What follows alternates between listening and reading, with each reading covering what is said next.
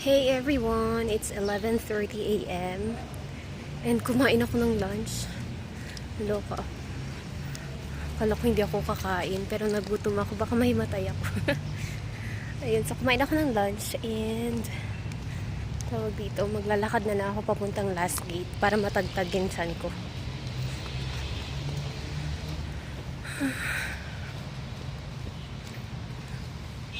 Mamaya pa kasing after lunch, pwede si Ma'am Mel.